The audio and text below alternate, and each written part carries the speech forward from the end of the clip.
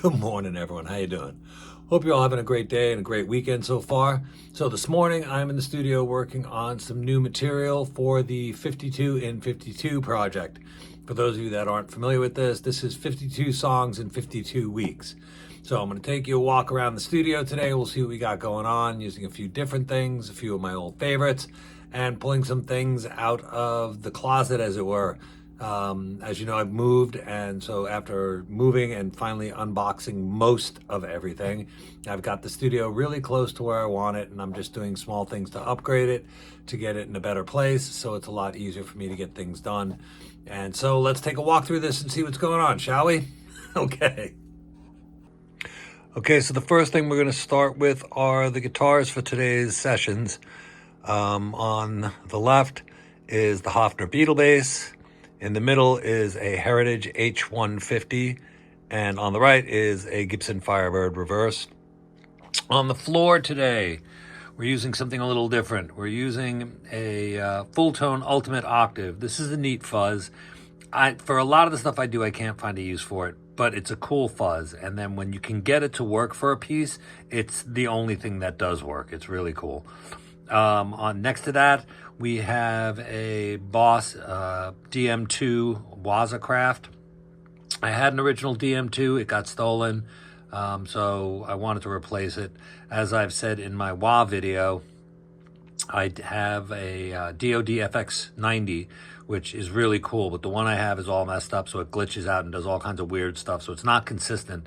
So I wanted something that had the same chipset. This apparently does, and sounds really good, and so there we go. That's what we're using today. And then next to that is the obligatory Phase 90. This one, in this case, is the Eddie Van Halen version. And let's go see what we're doing for amps today. So every time I move to a new area, I find something new and interesting that I haven't seen. So this is a Shaw Tilt 18. I never heard of them before. This one is amazingly cool. It does the EF86 Fender circuit and the 12AX7 circuit. It's power amps or EL84s. It's got a 112 Warehouse Black Hawk speaker in it, which sounds absolutely killer. I've been using this on a lot of the new sessions. It sounds really great. It just does a thing that's very cool. It's mic'd up today with a Roswell Pro Audio Mini K47. I like these mics. They're very straightforward. The only thing I don't like about them is you can't do various polar patterns, but you can't have everything where would you put it. Behind that, I have the GIK acoustic panel, so it kind of blocks off some of the sound, keeps it from going all over the room. And then in front of it, I have a piece of Auralex. It's a 2x2 piece, just to keep the sound from bouncing around the wall so much. But in this corner, it sounds really neat and nifty. I get some of the room sound without too much of the room sound, and it sounds really good. So let's go see what we're doing for the bass. So as per usual, I am using the Fender Rumble amp for the bass.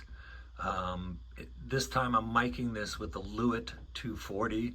This is one of the first ones. This one actually does some cool stuff that you don't get on these anymore. I don't know if you can see this, but it has a pad, and then it has a high cut filter, or low cut filter rather. You don't see those on the inexpensive ones anymore. This one sounds good. It's kind of neat on bass. It does a thing. It's not the same as some of the other mics I'll use, but today it worked. It sounds good, and so that's what we're using.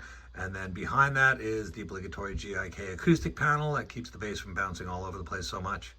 And now let's go over to the front end and see what we're running everything through. So for the guitars, I am running the Roswell Pro Audio Mini K47 through the Day-King preamp, and then that's wired into one of the DBX 560As. It's not doing very much as far as the 560A. It just adds a little something to the tone. And then for the bass, I changed things up a little bit today. I'm still using the Golden Age Projects Pre-Q73, one of my favorite preamps. I just love this thing. And then that's going to the Golden Age Projects Comp 2A, which is a copy of the LA2A. Tubes and all, it sounds really good. It does something way different than the Comp 54. Today it's working for me and I'm digging it, so that's where we're going. So let's hear a little tiny bit of the dry tracks as they are on the session.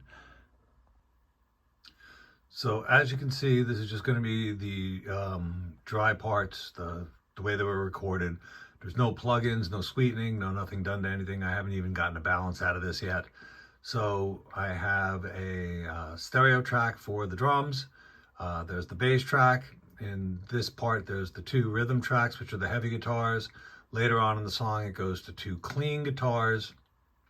And then there's a couple of in-between guitars for the verses and stuff. So let's see what this sounds like.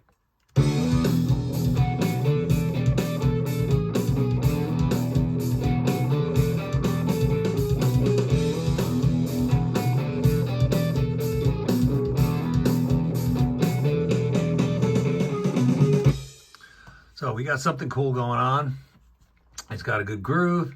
The guitars sound good, really meaty. Probably have to be leaned out a little bit, but everything sounds good and seems to be in its place. And so that's what's going on today. I hope you're all having a great day. Hope you enjoyed this video. If you did, feel free to follow, tell your friends, colleagues, etc. I appreciate the support. Thank you, and I will catch y'all later.